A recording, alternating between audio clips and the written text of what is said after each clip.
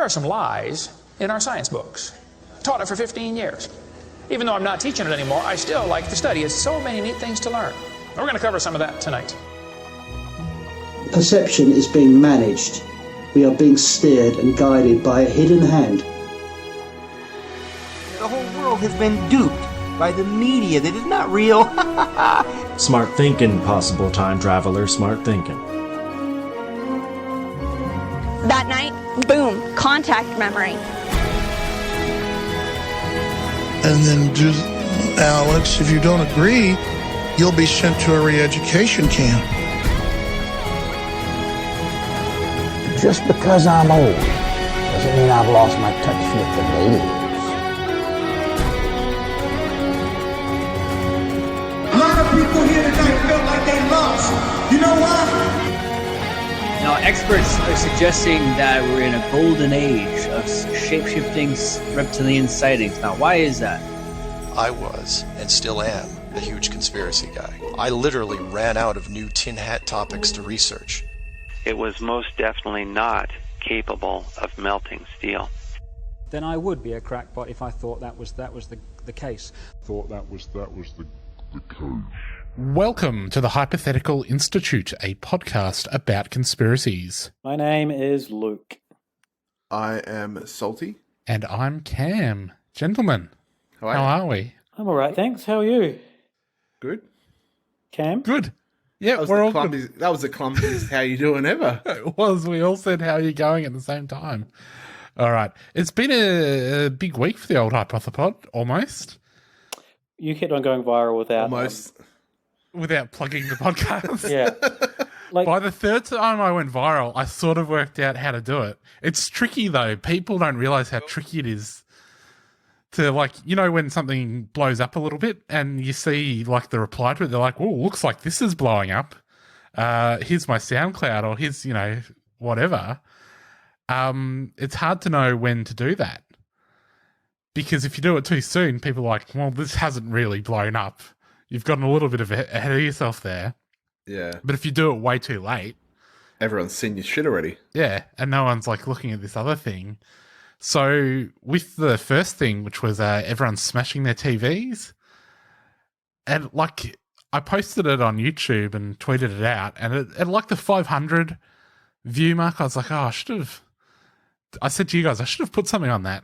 This seems to be reasonably popular, 500 views. Eh? Nothing to sneeze at. And then, 100,000 views later, I was like, yeah, I definitely should have done that.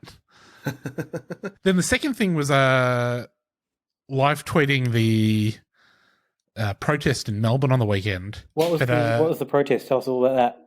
All right. So these things, this is also related to the video. So for those that didn't see it, we put out a video of a bunch of conspiracy theorists from Australia who all decided to smash their TVs. Or they said they were smashing their TVs that looked like they were smashing old monitors and weird old 14-inch square monitors that they had pulled out of a shed somewhere. But they were saying, oh, fuck the mainstream media. We won't be controlled anymore, etc., etc. And they'd all been inspired to do this by a guy called Thanos Panayiotis, who was prior to this famous for, air quotes, famous for being on Family Food Fight, which was some sort of reality cooking competition on Channel 9. As a contestant? Yeah, he was I think there were families that were contestants, and the Panayiotis family was one of the contestants. So he was on there. I think it was just a normal cooking show, though. There was no actual food fighting, which is disappointing. Anyway, that wrapped up a few years ago, and he popped up on Facebook a few months ago with this group called the 99% Unite. It's us or them. And it's sort of a vague conspiracy Facebook group. When I first started looking at this, they had nearly 20,000 members. I think they've doubled or tripled that now in the last couple of weeks. Right. He popped up on my radar a little while ago, and he decided to do this thing where they would all put out videos on the same day.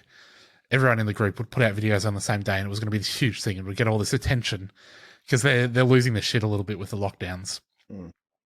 And the thing that they were putting out videos about was everyone would read this script that he'd written out which was about I, so-and-so, hereby declare to the de facto governments of de facto federal and state governments of Australia that I obliterate my vote and my vote won't count for any party, which is like, doesn't do anything. But I think he had specific language that he'd formulated that was supposed to have some special power. Right. Because obviously if you don't vote, no one gives a shit. Except for the AEC, who will send you a $60 fine. But you can't actually say your vote doesn't count for any party because that's the same as not voting. It's not like your vote gets cancels out anyone else's vote. Anyway, so this was was their plan to say, my vote doesn't count, but they still go and poll and do like one for whatever and put it in, but... I guess that's the idea, that like we still have to, obviously voting is compulsory in Australia, so we'll still have to vote, but what I'm saying is someone at the AEC is going to have to pick out my vote and like put it through a shredder. It was a little bit confused. So they were all going to, he was like, we're all going to upload our videos at 2:00 on this day. And then the other idea that they came up with was at the same time they would send a message to the mainstream media. They said, get a TV and smash it. And he put up his own video. He said, we won't be programmed anymore. Smashes his TV. This is my message to the mainstream media. And I don't know, like 30 or 40 people did videos. Was it his genius script that was like, it's called the television because it tells you what to do?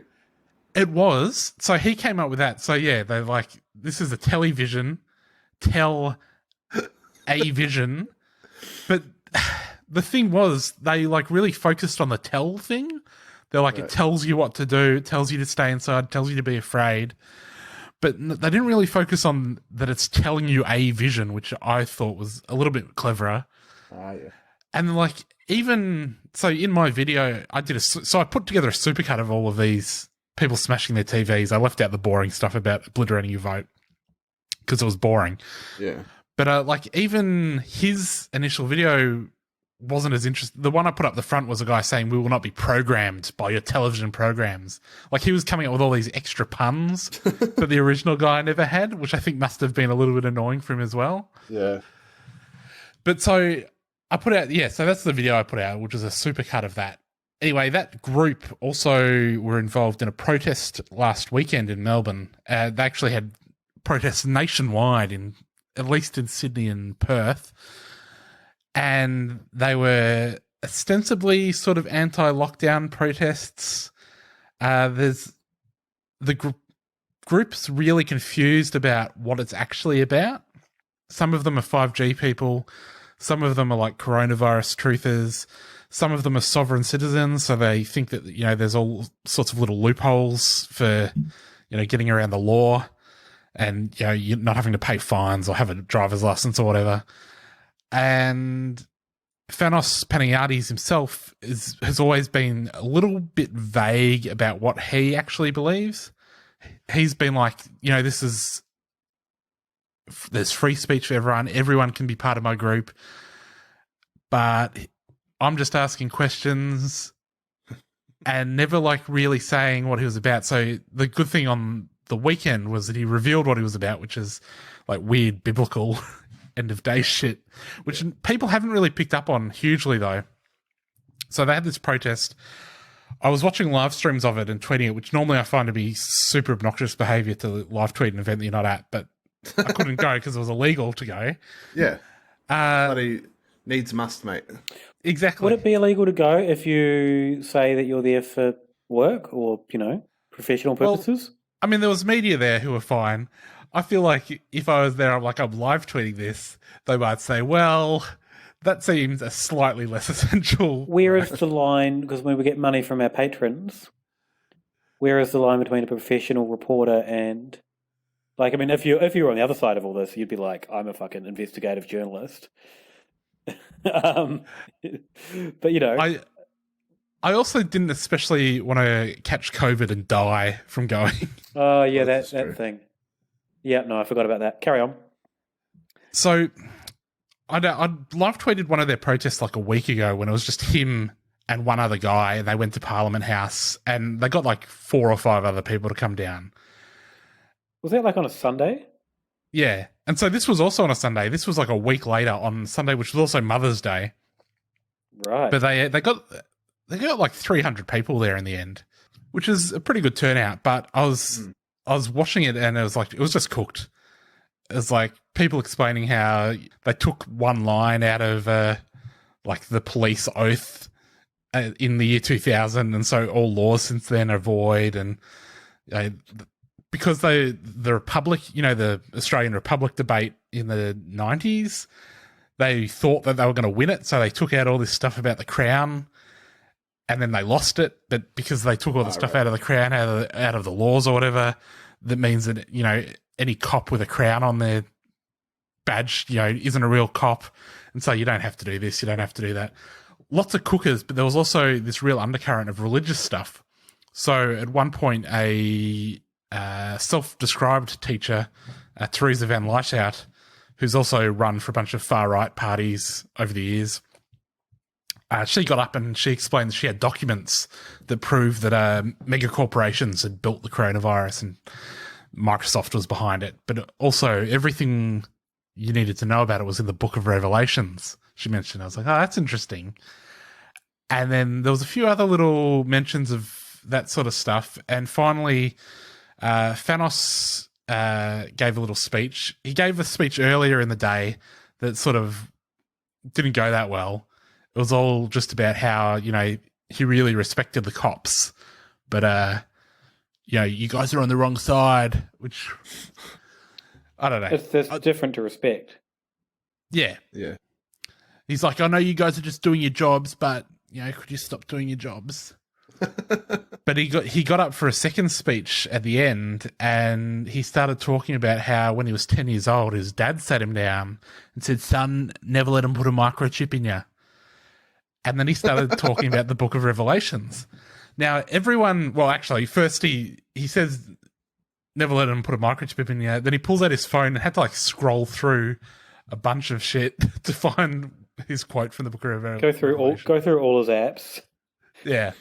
Close them all. And then he started reading from the Book of Revelations, and then the cops grabbed him as he was getting fired up about the end of days, which I think was a sort of bad optics, because since then they've all been like, oh, he was just dropping truth bombs about, the Antichrist, and they grabbed him.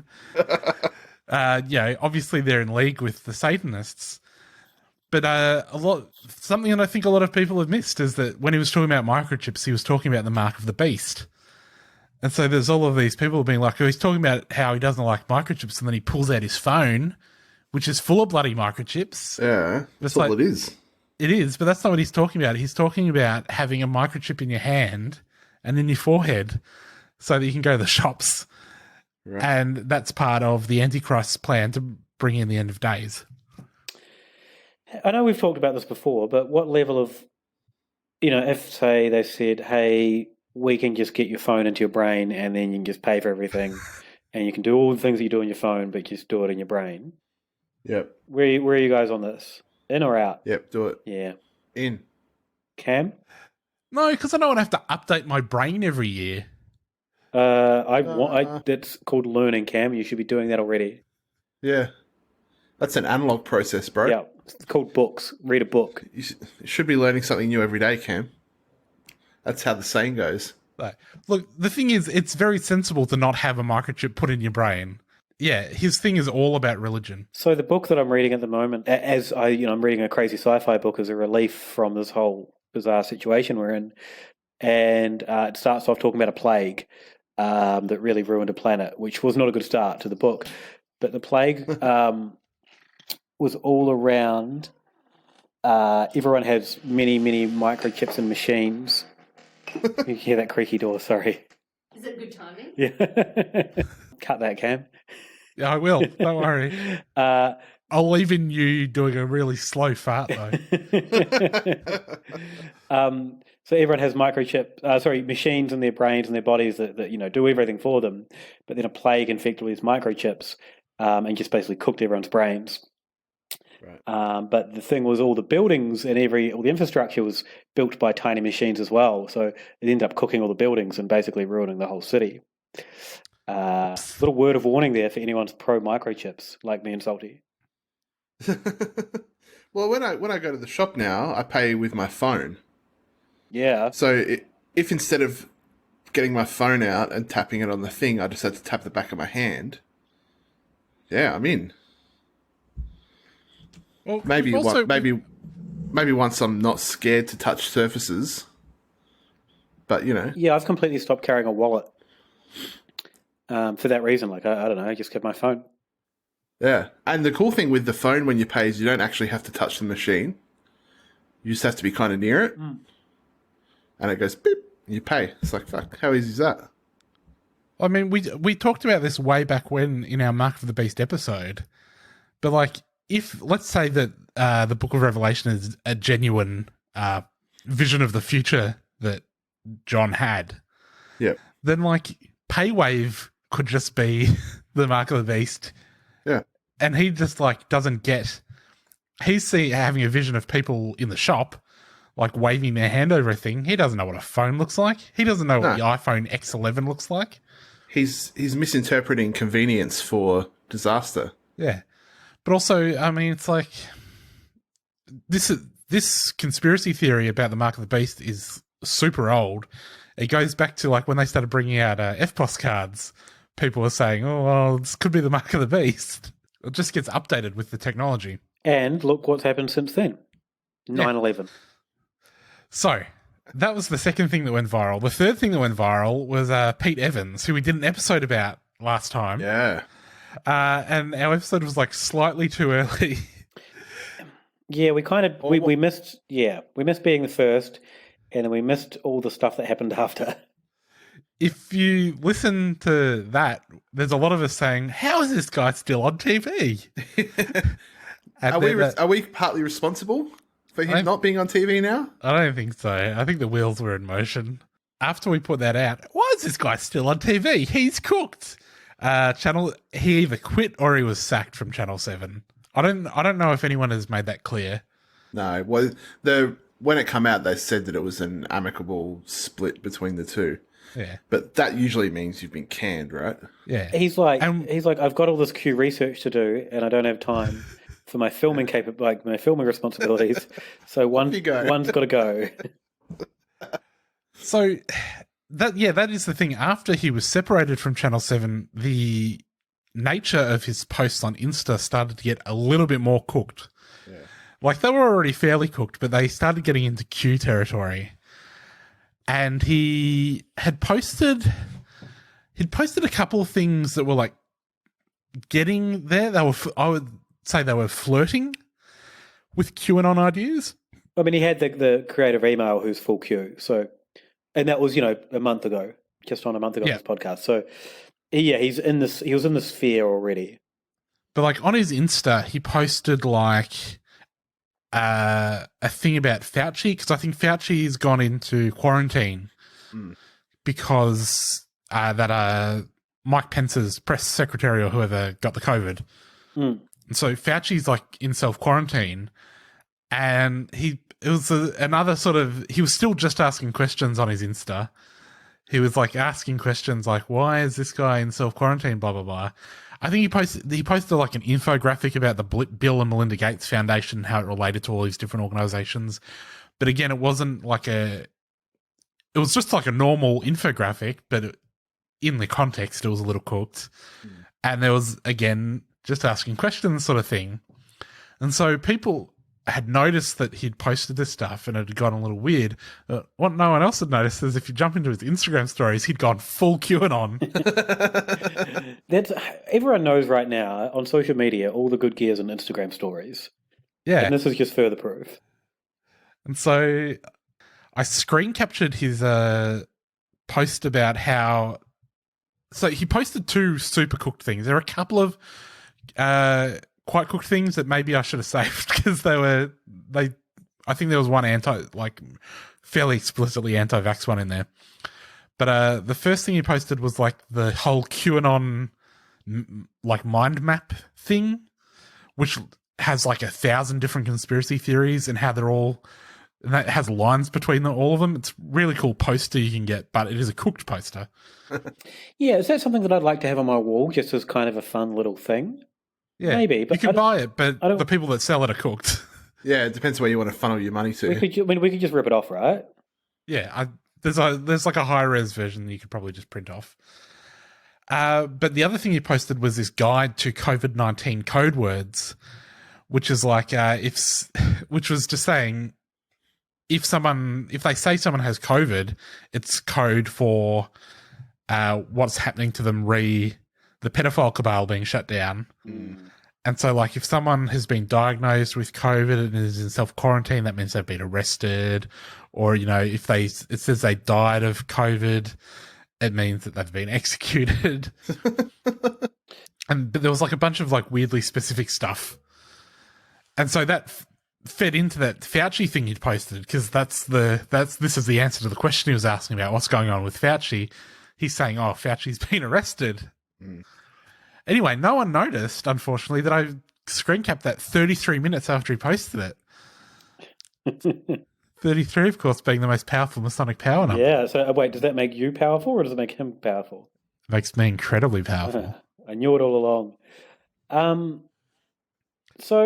And then later that day, he deleted those from his stories. So it's a massive escalation, right?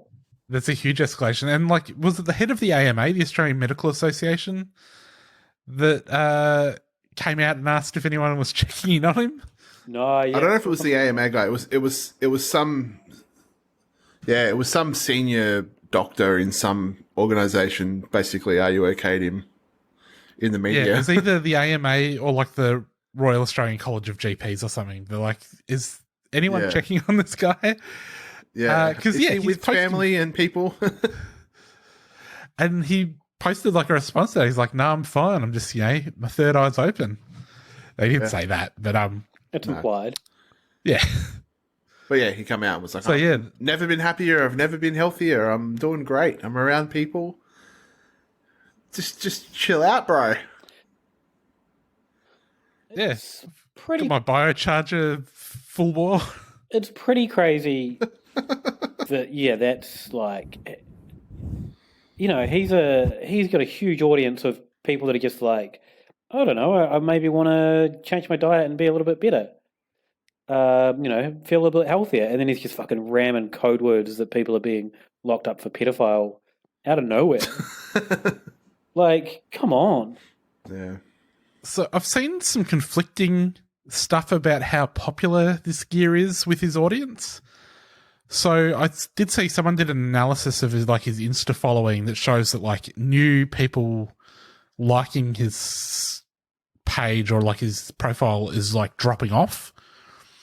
But I did see someone else say, oh, right, all of his salmon tart recipes get, so many likes, and then any cooked thing he posts gets like way more. Yeah, but there's a lot of that audience is really big on the immediate pile-on. Yeah. So I've seen in some of these Facebook groups, people saying, everyone go to this Facebook post that Channel 7 put up about QAnon and, bombard them with the truth, or go to this thing and like it, blah, blah, blah. And it's the same, I see it in the beer world with people small amount of followers, but they'll cram their post full of hashtags and get 400 likes. And I think it's the same thing. You stick a couple of QAnon related or, conspiracy hashtags, and people are going to pile on that with yeah. Yeah, especially if you're a verified account or whatever. Yeah. So the other thing that Pete Evans did in the last week or so is he posted a link on his Facebook to the doco Plandemic. Have you guys checked this one out? No, not yet. It's been hard to avoid. Even, mildly cooked people are sharing it everywhere on Facebook. So this is a doco with, what's her name, Judy Mitkowitz? Yeah, someone like that. Something like that. Out of all the things I know about it, her name is the lowest in my list. So it's a 30-minute doco about COVID, and it makes a lot of claims, and it's sort of a tricky thing because it drops a lot of data on you and a lot of info, and it's produced very slickly. It's got slick production values. And when I was watching it, I was like, oh, are people just getting into this because it looks like a proper documentary? And then I was like, nah, that's like stupid. I'm an idiot. And then I saw like a proper conspiracy researcher, media person, and they're like, yeah, I think it's partly just because of how slick it looks. I'm like, God damn it. Yeah, because she looks like it's maybe like a studio or a set. It's lit well, but then it's like, she's been called the most accomplished scientist in the world or of her generation. Yeah. And they don't say who called her that, which is very important for her credibility. Yeah. Robert F. Kennedy Jr., the cooked Kennedy, called her that. Her HIV thesis, her thesis revolutionized HIV care. And all these kind of like grandiose claims that you're like, oh shit, okay. Wow. Maybe she's someone that knows what she's talking about. But no, she's not. And it's also like they make these claims about her involvement in like HIV research, and you look at her CV and she was actually involved in some HIV research. Yeah. So it's like plausible. She also claims that she was jailed for her beliefs, which is not actually what happened at all. She was jailed for crimes, right? She was temporarily jailed for crimes. The charges ended up being dropped. Yeah. So she worked on a thing that they reckon they had found what was behind chronic fatigue syndrome, which was like this, I think it was a mouse virus, like a rhinovirus in mice. They found some sort of correlation between that and CFS, which is like a bit of a grey area. I think they don't really know what causes chronic fatigue syndrome. And then, so that got a lot of fanfare. And then they tried to replicate the experiment and they couldn't. And so it was like all retracted. They're like, oh, no, this isn't, the greatest scientific discovery of all time. It was just a mix-up. And then I think they tried to replicate it again, and it also didn't work. And at some point, she was like accused of bodging some numbers, and there was like a bit of a legal dispute. And she, I think, had taken some notebooks home that were the property of the lab or whatever, and she was charged with stealing them, and then she fucked off. And so then she's described as being a fugitive from justice. But I mean, it's over a sort of minor thing, but she went to jail for a couple of days, I think. And then she says she was jailed over nothing. There was never any charges, but she was charged with a crime, but the charges were dropped because there was also other dodginess going on with like other people at the lab. And the whole thing got too murky. But I think she did actually steal the notebooks. Well, those tests, and I'm pretty sure it was those ones, or it might have been another one, she was caught dosing the tests as well. Yeah. So she'd been dropping in whatever it was to make it look like the mice were testing positive or had this whatever. Yeah. So, there was crimes or potential crimes, and then also she was doing dodgy things. Yeah. There was unethical medical stuff going on. Yeah. But she also, they had to shut her down because she was going to prove, the link between, I think that the idea was that they were going to prove a link between this particular drug or something and some other disease, and that had to be stopped. And like in these sorts of situations, you can just sort of say, my research was too dangerous and they shut me down, and my funding was withdrew, and I was, arrested over minor things, and it leads to her credibility as a whistleblower, right? Yeah. Like once you establish her credentials, and then you take it all away and say, hey, why would they do that? People are like, oh, yeah, why would they do that? But also, they're like, she was then put under a gag order, so she couldn't talk about any of it. But it was only like a 5-year gag order. It's like, if you really wanted to hide all this stuff, wouldn't you put her under a gag order forever? Or also, like, the guy who's interviewing her is like, you're really brave for coming out with this stuff because, they don't want you to say this. It's like, well, why wouldn't they just kill her if she actually had something that they needed to stop her from getting out? Yeah, if this is a conspiracy to murder swathes of the population, which is what the crux of her thing is, right? Yeah. Or this is something that got out of control. Like, you're murdering swathes of the population. Just knock off the lady that's been in jail. Like, who cares? So the other thing about her arrest, which is like, this is all in like the first couple of minutes of this doco, they have footage of this arrest going with like these SWAT guys coming in with guns and shit. And it's not anything to do with her. Yeah, so I only flipped through, but I saw that and I'm like, this doesn't seem like that footage. This doesn't seem like what she's saying. That's like a completely unrelated arrest of someone from this year, not from like years ago.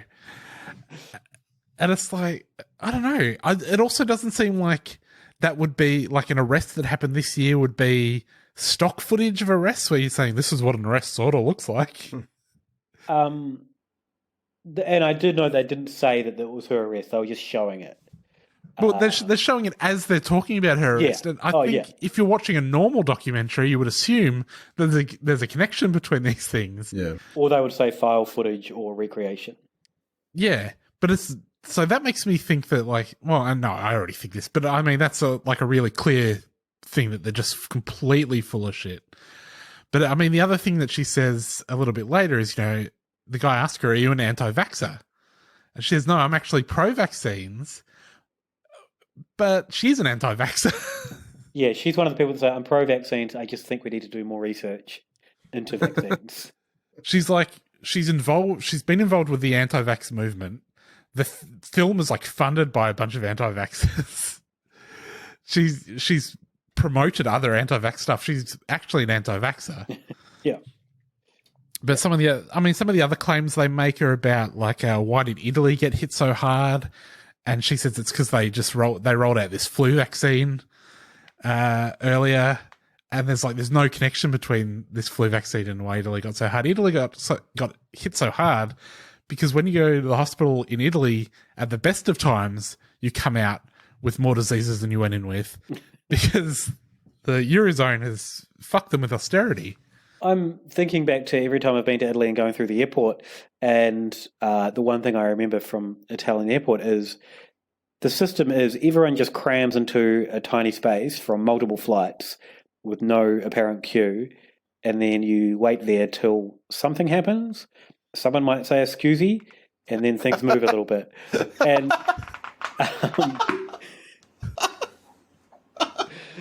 and like last time I was in. I think it was Rome, and there was like Americans in the queue started teaming up. Like someone just kind of moved through the crowd quickly, and some Americans like, "Hey, that's not good." And then some other Americans like, "Yeah, you tell them." And then like alliances started forming in this fucking random queue. Like, so if anyone had COVID in the situation, everyone would have got COVID. Yeah. And the Americans would have turned on everyone. So it was like a microcosm of what's happening now. Yeah. Yeah, I mean, some of the other stuff, like they talk about hydroxychloroquine, whatever the fuck it's called, which there's a little bit more about that as well, isn't there? Yeah, so that was the drug that Trump was like, man, this is a miracle drug. This is going to be the new hotness. And it's come out this, like, the last couple of days, someone sort of pieced back... how Trump heard about it. Yeah, because people were like, oh, he's got shares in it, or someone got shares in it. And, it's one of those situations where you think Trump, he's such a manipulative bugger doing this to up his share price. But really the reality is he's an idiot that saw it on Fox News, which is what's happened here. So some really dodgy guy, even dodgier than this lady, wrote a scientific paper that I think is cryptocurrency investors wrote this paper about this could help, and it had no backup, and then it just kind of got picked up, and he claimed that he was affiliated with Stanford University, but he wasn't. Other things. So places started running with this story. But I should also note this paper was published in an esteemed journal. Google Docs. No, it wasn't. It was on Google Docs. Yeah. And then obviously brain genius Elon Musk shared it. And then this guy ended up on Glenn Beck. And then I think he ended up on Tucker Carlson. I think Lauren Ingraham. Yeah, she was involved. I think she was on the Glenn Beck show with him. And then the next day, suddenly Trump's like, this is a game changer. So, like, oh my God, it's just so idiotic. And people end up fucking dying because of this. And that's the one that Clive Palmer stockpiled a whole bunch of it, and then started advertising in the paper that he's, giving it out. And it's just fucking so bizarre. So the thing that they talk about in the doco is that, like, Fauci came out and said, if doctors are prescribing this stuff, they're going to face discipline for that, because there was people started over-prescribing it massively to the point that people who needed it for autoimmune diseases and, lupus and malaria couldn't get it. And they were sort of just randomly prescribing it to people who didn't even have like that severe of COVID. Right. Yeah. And apparently, yeah, so there haven't been that many studies into how effective it is. Some of the studies that have been done that are slightly better peer-reviewed find that, has not that much effect, or in some cases it made things worse. Yeah. There was one big study that I think they drop in the Plandemic, was like an opinion survey of doctors. It's like, what do you think is the most effective drug out there for this? And they're like, well, I've heard a lot about hydroxychloroquine, but that gets put in like that's their medical opinion rather than just their opinion. Mm. The other thing that they talk about in the doc is they've got like a couple of doctors talking about how they're being pressured and incentivized to up the death toll from COVID. And so you've got this doctor saying, if I say that someone's got COVID, then that's $13,000 from Medicare. And, if I intubate them, that's $39,000. But what they're not mentioning is if they say that they've got some other thing, if they just say they've got pneumonia, they still get that huge amount of money from Medicare. And if they have to intubate them for some other reason, that's still $39,000. Or if they have to give them some other treatment, that costs money that Medicare then gives them. Yeah. And it's like, it's not taking into account the fact that, they get paid for whatever treatment they give them. But also some of the doctors they were looking at, like, they didn't have names for any of these people, so you couldn't check their credentials. But like, there's a guy in scrubs in his living room. It's like, I don't know if you're a real doctor or if you're just a guy in scrubs. One of the guys, though, was just a chiropractor. Okay. And if I've learned one thing from looking at all this 5G coronavirus stuff, is that there are a bunch of I don't know, like I know that chiropractoring is a little bit cooked, or some of it's a little bit made up. Yeah, I don't want to say anything because I don't know enough to say anything about it. That's the thing. I didn't know enough. I was like, well, maybe, jamming a bone back into place or whatever might work. But it's like, it seems like there are a bunch of super cooked chiropractors who are like just off the charts nuts. Hmm. And so there's a whole thing around like chiropractors giving stuff to babies. Yeah, that doesn't fill me with confidence about the profession, though, that some of the most high profile people I posted a thing on Twitter a few weeks ago of like a guy in America talking about, we're going to be in the Hunger Games soon. And he turns out to be like a super senior chiropractor who's like come out to Australia and like been at events with like the heads of chiropractoring in Australia. But he's like on the streets ranting about how they're going to be eating us soon. Anyway, so yeah, one of the guys is just a chiropractor, but yeah, they're saying, we're being incentivized to up the statistics, but they're not really, because the COVID statistics are like way lower than we know they should be. Yeah. Like, if anything, if there was a big conspiracy, it would be to lower the statistics so that governments and, whoever health officials look like they're doing a better job. But what we can see from looking at the death rates for like... Yeah, but if they were doing that, we wouldn't be afraid and inside, and then while they institute the whatever the grand plan is. Yeah.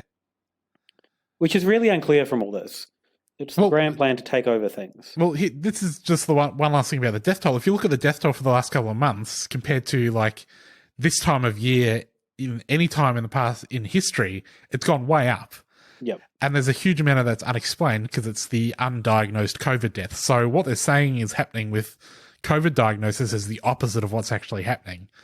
They're saying that they're over-diagnosing when in fact they're under-diagnosing because all of these people are just dying and they never got tested. But also they don't seem to get that, if someone comes into hospital and they have COVID and they die of a heart attack, the COVID probably didn't help things at all. No. And also the stats are actually even worse than they look because car accidents are down and all of these other things are down because no one's driving. Well, that's the other thing. People are like, look, we haven't had as many deaths from the flu because they're all being attributed to COVID. And it's like, yeah, but no one's fucking leaving the house. Yeah. And deaths are still up. So, this has kind of been, it was actually hard for me to find it because I didn't actually watch it. So it's kind of been removed from the internet everywhere. I went to the Alex Jones website, banned.video, which is where he hosts videos that have been banned and his own stuff. If the name wasn't a giveaway. It wasn't. He was saying that he was hosting it there, and I went and he had taken it down. It's even been banned from banned.video. Yeah. Jesus. You've got to go to banned.banned.videos. Too hot for banned.video. And that's really interesting because, and I haven't really been keeping up with Jonesy because he's so hard to keep up with, but a week ago he was saying, or, I don't know, 2 days ago, it's hard to say, it's crazy and we're hosting it and, go check it out. And then he's just taken it down. I found it pretty, if you just go to YouTube and chuck in Plandemic, well, firstly, if you chuck in Plandemic, you'll find a bunch of people debunking it, which are much better than the actual thing. Yeah. And which might be helpful if, your relatives are getting cooked on this. But if you want to see the actual thing, you can go to YouTube and just, sort by upload date. And it's just constantly being reposted, even though YouTube have said, we're cracking down on this stuff. They can't seem to work out how to do it. The one I eventually found was uploaded 8 hours beforehand. Yeah, same. But it had all the comments were turned off, which I thought was interesting. Very suspicious. What don't they want you to know from the famously intelligent YouTube commenting community? So anyway, I think that's everything for the last week. Right. What's your week been like, Luke? How do you mean? Not as viral as Cam's. I'm just glad it was viral. You haven't got an hour worth of gear on your week? No. I mean, that segued into the official show, though, right? Yeah. So what we're actually talking about this week is there was this great sign at the protest on Sunday, which was go research all of this stuff. Didn't have flat Earth on it, though, did it? It was...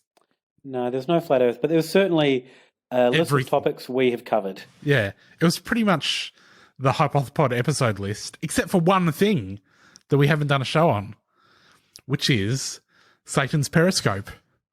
Lucifer's telescope. I looked up Satan's Periscope. What is Satan's Periscope? No, nothing. That's why I got all annoyed at it, because I was like, there's fucking nothing to this. What are you guys talking about? So it's not a thing. I started typing in Lucifer's TE, and Google auto-completes that not to telescope, but to testicle. Oh. Or Lucifer's testicles. And then I clicked through and found a parody website all about Easter eggs being Lucifer's testicles. Right. Which is, I think, quite a famous parody website. But it's quite convincing and it was quite enjoyable. So yeah, have a look at that. So Lucifer's telescope. It was at the bottom of the list of things to research. Yeah. After geoengineering and vaccines and all this stuff. So the weird thing is, when you look it up, it's a little bit cooked because the Lucifer's telescope is the. Do you have the official name of it there, Robbo? Not on hand. I don't think I copied it out, but it's a backronym, right? All right. The full name of this is about a real telescope. It's in Arizona. It's on a mountain. and it is called the Large Binocular Telescope Near Infrared Utility with Camera, an Integral Field Unit for Extragalactic Research. And so the backronym of it is Lucifer, because if you skips a lot of words. Yeah, if you ignore the binocular telescope near infrared and just go from the rest of it, skipping, of course, the widths, the ands, and the fours, it spells out Lucifer. Right. So 1, 2, 3, 4, 5, 6, 7. Half of it you've got to ignore to come up with that. And so the conspiracy theory, though, is that this telescope called Lucifer, that's fine. Scientists are allowed to have a telescope called Lucifer because they're like, yeah, I'm a cool scientist. I've got like my heavy metal t-shirts. I'm going to just do some science and blast Megadeth. Let's call our telescope Lucifer, right? Yeah. Yep, that tracks. Yeah. Guess who? This person is also super into D&D, which is cool. This sounds like a person I want to hang out with. It's not an insult. It's Salty. If Salty was an astronomer. Yeah. All right, guess who's only just running this fucking telescope, though? Me? The Vatican. Ah. The Catholic Church owns this telescope, and they've called it Lucifer, which seems a little bit weird. And that's because it's fucking bullshit. They don't own it. It's next to their thing, right? Yeah, they own the telescope next to it, which is also, that's a different issue. Why does the Vatican have so many telescopes? So the reason, apparently it's called Lucifer as like a joke, because the Germans funded the construction of this particular instrument. It's a large binocular telescope near infrared utility with camera. And it's like a guy called something Teufel, I think it was, who was like the premier of this German state that chucked in some of the money for it. And Teufel in German means devil. So they were like, well, as a little joke, we'll call it Lucifer. And that's why they've had to go to so much effort to like come up with the Lucifer name out of this weird acronym. So the reason that this gets incorporated into conspiracy theories, though, is because there's these two guys called Tom Horn and Chris Putnam who are authors and Vatican researchers. They're not Catholic. I think one of them is a Protestant and one of them is an evangelical. And they're actually quite sus on the Vatican. And they wrote a book a few years ago which was about prophecies about popes. So there's apparently this secret document that's been locked away at the Vatican for years that was written like hundreds and hundreds of years ago. And it has prophecies about every pope to come up to like 112. And we're on to the 112th pope now, and that's the final pope. Oh. And I think in the prophecy, it just says he will see like the end of Rome. Like we'll see Rome fall while he's the pope. But they're like, well, that means obviously the whole, the world's going to end. It's the end times. And that's why they've only prophesized up to that many popes. The thing is, this document is real. There's this real document that prophesizes all of these popes. They're like, every other prediction about these popes has been super accurate. It's been dead on. Except they haven't been. So it has popes before that as well, before like the last 112. And all of the predictions about the popes are super accurate up until the point where the document was written. And then the accuracy drops right off for some reason. But when it first came out, they made it look like it had been written a bit earlier, but it wasn't. Right. So, yeah, that was their first sort of book together. And so they think that the end times are upon us now because we've got, this last pope. And so the other thing they're really sus on is why are the Vatican looking at the stars? And so they went to Arizona and they like pretended to be journalists and did like a tour of the Vatican's telescope and the Lucifer facility. And they got like one of the astronomers there to admit that they were looking for aliens, and the Vatican had actually already found aliens, and they thought that Jesus might be an alien. So I watched a speech by one of these guys. I don't know which one because it didn't say, but he made out during the speech that it was really hard to visit at first, and you just go to their website and there's like all about tours. Yeah. There's so many ways to visit. But then he said, then we managed to get in and he just, tells the story. And it's really lame. He just went on a public tour of a freaking telescope. Like, he didn't even get to see any stars or anything. But he's just like, they gave us free reign. We could wander around and like, you got free reign because it's just a telescope. Yeah, there's nothing problem. Like, there's no problems there. They're not trying to hide anything. But yeah, the big thing that they revealed is that like this Vatican astronomer said all this crazy stuff, and then people have asked the Vatican astronomer, "Did you say any of that?" He's like, "No, of course not." Mm-hmm. But the Vatican astronomer, I read another interview with him. It was not about this at all. That was really interesting. It was just they were like, What are you doing? Being like an astronomer, but also like a Jesuit." He's like, "Well, it all works. It's pretty simple. Like I believe that the whole universe was created by God, and so it's just like a little bit bigger than they thought it was when they didn't know any shit." Mm. Which is like the standard thing you would expect him to say. There's a guy, I watched a BBC thing about this, because the story is Vatican telescope, what? And then they go into why they would have it. But then there was a scientist guy who was obviously like a counterpoint. And he was going on about just like, you can't have religion and science and having a bit of a nerd whinge, all the good scientists were atheists and all that, like, all right, we get it.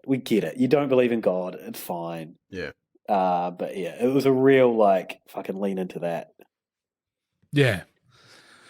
And it's also like, they were like, if you're saying that, the universe is billions of light years wide, it's like, does that mean we're in the middle of it? He's like, well, no, but if you look at even the Bible stuff, we're not really saying we're in the middle of stuff. That's an interpretation. It's like maybe we were the particular focus of this part, but it's like if you look at back then, if you look at like Dante's Inferno, it's like if you would go off that, you would say that the center of everything is hell, and that's clearly not what we're about. Mm. So you can have things that are a little bit off to the side and they're still important. But yeah, these guys they cracked it wide open, and one of them claims to have had aliens visit his house when he was a kid. Okay. And they would like come and bother his sister, and I think they were greys is the way he described them.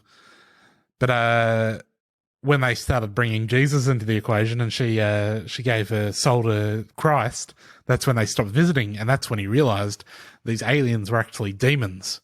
Oh. And so their whole thing is that the Vatican is trying to get us ready for disclosure, the disclosure that there's alien life, which will actually be the disclosure of demonic entities, which will then lead to the end times as described in Revelation. But we won't realize they're demons. We'll think, they're just some nice aliens that have come to visit. And the Vatican has, paved the way for them to come.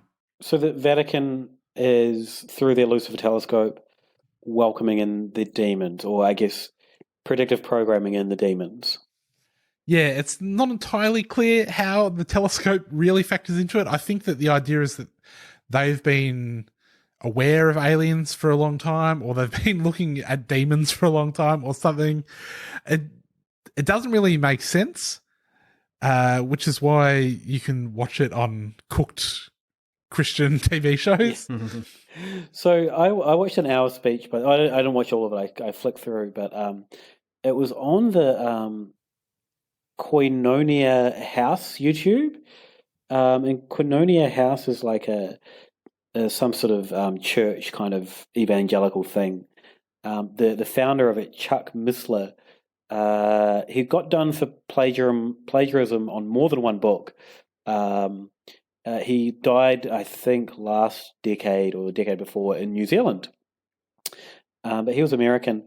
But during this chat, during the speech this guy was giving, he did like a thing about a royal astronomer. He's like, the royal astronomer to the Queen.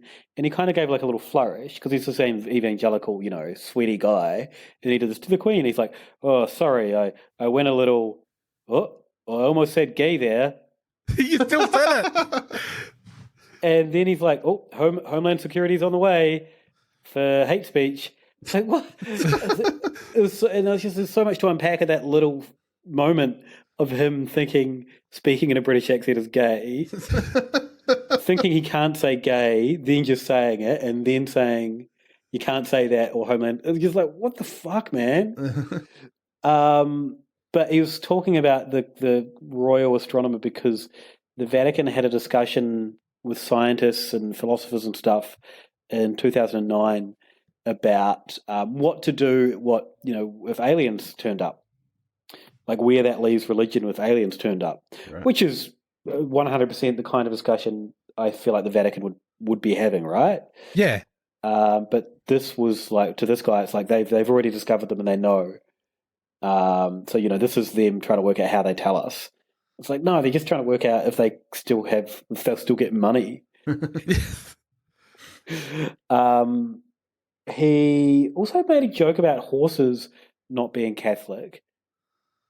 And I didn't get it because these like weird religious infighting, and he's like the horses they're not going to be praying with their rosary beads because we made all our horses evangelical. It was way over my head, but it fucking killed. People were loving it. This guy was just, and he had some good bands. He had some bands. He was sweating a lot. He had some cloth, and he made some good jokes about them being Christian or Catholic cloths. And then he put it on his head and did some Latin jokes, like sign of the cross Latin gear. And man, people were just loving it. He knew his audience. I'll say that for him. Right. But really, what he was saying was not much. Basically, there's this telescope, and it's weird that the Vatican has it. Yeah, and it's weird that it's called Lucifer, but of course that's not their telescope. No. I watched a show called It's Supernatural, which these guys were both interviewed on, and I mean it could have just been like a public television show, some pretty good production values. It was like way better than Jeff from We Are Change, or like that weird Channel 31 show he was on. But production values not content wise, because that content's good. Yeah, but I mean the production values were good, but then at one point the host puts a question out to the audience and do you want to hear more about it? These secret Vatican prophecies, and it pans out and they've got a huge, massive, full studio audience. The place was packed with people. I was like, wait, what the fuck? And the annoying thing was when I saw they were on It's Supernatural, I was like, oh, that's cool. It's like a supernatural show, so maybe we'll get some real alien gear. But then it turns out that all of the supernatural stuff they cover is about the supernatural feats of one Jesus Christ. Which, if you are interested in that, he does have a lot of supernatural feats. Walking on water, not natural. Some say he's a freak. Yeah, you need supernatural feet to walk on water. That's true. Now, Salty, once you realised this was not about a satanic submarine, what did you find? Nothing. Nothing, right. I thought you might have found some Nibiru gear. No. Look, I'll be completely honest with you guys, and you can cut this. Yeah. I got really annoyed that it wasn't Satan's Periscope. And then, and so then this afternoon I was like, all right, I'll check on some of these long-ish videos about the Lucifer telescope. And I just fell asleep on the couch. Sorry. But that's the problem with researching these ones is you're like, oh, this sounds fucking sick. Lucifer's telescope. Oh, yeah. I got some alien gear, got some Lucifer Satan gear. And then it's just pastors speaking for an hour. Yeah, I started watching one video and it was like some guy talking about, it seemed relevant. And then I dozed off and I woke up and he was just doing a sermon. And I'm like, I don't know what I'm fucking watching. So I put another one on and then I just fell straight asleep in that one as well. Yeah, I am researching this. I found YouTube's speed up function to be really useful. Yeah. I was, at first I was like, 1.25. when I was like watching Plandemic, because they also in Plandemic they spoke really slowly, which I think might help also with making them sound authoritative. Yeah, I did Plandemic chunks of that on double speed. Yeah, by the end of it, I was on 2 times, and you sort of have to focus a little more. But geez, it made it easier, especially after having watched all this cooked shit on Facebook with like this Phanos guy, where there's no speed up function, and it's just him rambling and not understanding basic concepts for 30 minutes. So is that it? Because there is some Planet X Nibiru gear, but again, it's just they think that it's hiding that the Vatican has discovered Planet X, right? Yeah, but like none of the other telescopes have spotted Planet X.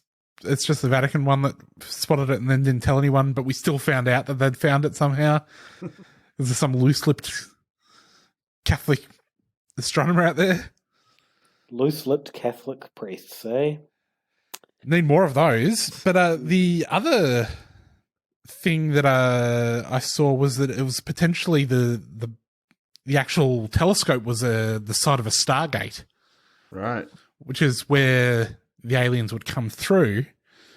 There was all this stuff about like the indigenous people of the area had objected to the telescopes being built there originally. And so maybe that's because they knew that it was like the site of a Stargate. Yeah. I think they in real life they'd objected to it, but just for normal reasons. And I think there was like some sort of native animal or like a local bird that was going to be affected by it. But no, it was because they know about the Stargate, obviously. But in these guys' mind, a Stargate is not a gate to aliens; it's a gate to demons. Which you can if the television shows anything to go by, it's a gate to an underwater submarine. I never watched it. There was a lot. There was a few different ones. Okay. There was a submarine involved, right? There was a city that went under the water, aka Atlantis. Yeah, Stargate Atlantis. Yeah. Oh yeah, okay. That's the one I watched then. Yeah, that was a banger of a show. Yeah. Richard Dean Anderson. No. Yeah. Well, he was in it, but he wasn't the main guy. Really? So they got Richard Dean Anderson and he wasn't the main guy? No, he was in Stargate, the SG-1, the first show. Oh, it's a different thing. Different show. I watched Good pop culture chat, everyone. Yeah. I watched the movie of Stargate on Laserdisc. Wow. Oh yeah, how was that? It's good. It was high fidelity is what it was. Yeah. I was going to say, how was the sound? But obviously crisp. Yeah. Crisp AF. But of course, this was like pre-DVD, so the alternative was to watch a movie on VCD. Technology that sadly didn't take off in Australia. You were in Indonesia at the time, weren't you? Yeah. Because VCD was big there, wasn't it? It was. Wasn't. Perhaps still is. Interesting. There is, I was reading something the other day about all these formats becoming obsolete because a lot of the players need to communicate over networks. So a lot of VCD or HD DVD players or something need to get like the DRM from the Samsung server or whatever, the Sony server. Some of the DRM that was in them. And now that even if you've got the player and a TV, it won't work because it can't connect to that server to confirm that it's the right, it's not an illegal copy. There you go. So all this media is going to be locked out by outdated DRM. Little shoey there for you, folks. Little DRM shoey. My Sony TV is like an internet TV, but I think they must have just stopped supporting it because none of the stuff works anymore. Like it still connects to the Wi-Fi, but I can't seem to update the software. It's supposed to have Netflix built into it, doesn't work anymore. So like all these, concerns about listening in and like watching us and stuff, are they just going to be undone by like bad forward planning, right? Yeah. They'll forget an update in our head chips one day, and then they'll be like, "Oh fuck, we can't connect to anyone's head chips anymore because we skipped that update." 1984 is going to be undone by poor agile management. Yep. And the projects are just going to fail miserably. Mm-hmm. Yeah. Because all of the head chips are going to be the minimum viable product. Yeah. Yeah. Hey, at least we'll still achieve our sprints on time. Yeah, who was in charge of the update sprint? Gone. Hello, Dilbert. You bloody pack it up. We're replacing you. So anyway, I get not replacing you with the men's right stuff. That's weird. No, the good office gear. We're replacing you with that. Yeah, I mean, this doesn't. I guess that's it for Lucifer's telescope. It's sort of interesting, but I mean, just the fact that it was on this sign goes back to the fact that religion underpins this stuff, all of this stuff, way more than people realize. Yes, but which was what the star of this chat was talking about. Old TV smasher. Just getting in cooked suburban guys going, yeah, fuck yeah, I'll smash your TV, fucking media, and like, but yeah, really the root of it is just some dude who's like super cooked on Christianity. Yeah. My favourite part was how they all expected that the TV was just going to explode like it was made of glass. Well, like old TVs would do that. Yeah. Yeah. But like new TVs, then there's not probably one bit of glass in a new TV. Made out of plastic. Yeah, then like some of them would really take a beating. They're quite robust, yeah. And I got so many comments because I saw like all of the comments coming into my notifications, which became useless to me. But there's so many things like, is this a conspiracy by the TV guys to show how good all their products are? Because they were laying into them with hammers and like not making a dent. Yeah. Did you see the? I liked the one that had, I wouldn't say dubstep, but quite loud steps kind of music cam. You would have been familiar with it because you cut it. It's like two guys in the outback or something shooting it and throwing things at it and a fucking sick soundtrack. Yeah. That was my favourite. That like the bit that I put like 5 seconds of it in, especially because it was like probably going to get a copyright flag because of the song. Yeah, but that was like a 2-minute thing of them just going to town on this TV, shooting it. That's great. If you're going to do it, just do it. You know, get your guns, get a sick soundtrack over top. Don't do it like the guy that clearly had a fake broken TV screen over the top of his TV. That guy frustrated me so much because all of these people were like, it was clearly an old monitor from out in the shed. Even like a couple of them had like newer TVs, but we know for a fact that like Thanos smashed like a fairly newish looking TV or like the last few years, but then he's done videos since where he's like watching TV. It's like, what fucking happened, bro? Betrayed. But there's one guy who like, I thought it was sort of sad and funny because he talks about how he, doesn't want to watch TV anymore. He's sick of the mainstream media. I didn't include a huge amount of it because he seemed a little bit slow, but he like throws something and then pans the camera around and reveals that he's actually smashed like a turned on TV and like a huge new 4K smart TV. And it's got like all of the crazy lines that you get when a TV gets broken. And I was like, oh, wow, this guy actually did it. Yeah. But he's fucked it up. He didn't even get it on camera. And then the reason he didn't get it on camera is because he faked it. He just he's downloaded the JPEG or whatever and put it up on the screen of what it looks like when a TV's been smashed. That's pretty clever, though. Yeah, he got us. But it's like, what's the point, bro? He just wants to be included. Yeah. But he doesn't actually want to break his TV because he paid a lot of money for it. Plus, it's a fun little jape. Yeah. To do to people. You put that on your TV and like afterwards, you keep it on there. Your missus comes home, or your partner comes home, or your mate comes round, and you're like, "Yeah, what have you done, mate?" And you're like, "Oh, you never guess." I got you. Yeah. Let's watch Katy Perry on MasterChef. Is that a thing I can watch? Yeah. Yeah. That was the episode tonight. And that's that's must see TV. That's why you'd invite a mate around. Also, now that lockdown's eased, you can do that. Oh, can I? Yeah, you can have bloody 5 people around your house. Well, why aren't we around at your house right now? Because it's essential, and I don't think this is essential. I mean, we can still do this remotely quite easily. Fair enough. Fine. Plus, if anyone's house is going to have it, it's going to be Luke's. What does that mean? Right, well, that's it for Lucifer's Telescope. That's it for people smashing their TVs. Thank you to all our Patreons. If you want to check us out on Patreon, you can look us up. Patreon.com/Hypothepod, right? That's the one. We do a news show that goes along with this show as well, if you want to check it out. You know who if if you want to find out who's got a big dumb hat on this week, tune into the news show for a big dumb hat. You know who's especially going to enjoy the news show? Mm. Just Tammy, our bloody $33 sponsor.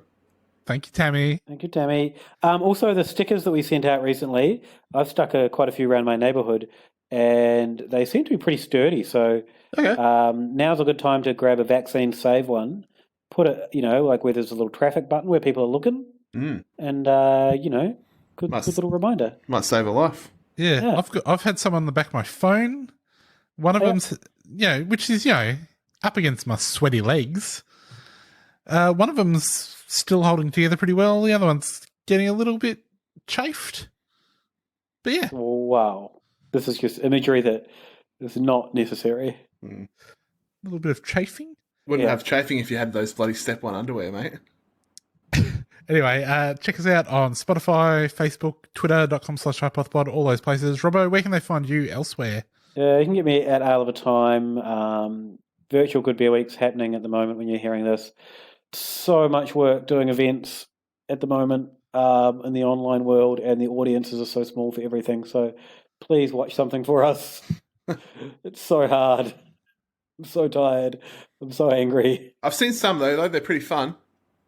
Yeah. So there's good content, but not only us, by the way. Everyone that I've looked at that's putting together virtual events, particularly in the hospitality space, it's just getting no fucking traffic. No one's engaging.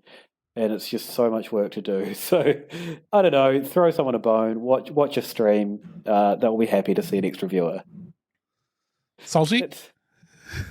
Sorry, that sounds so desperate, man. I'm tired and frustrated. We can have a less desperate plea from you, Salt.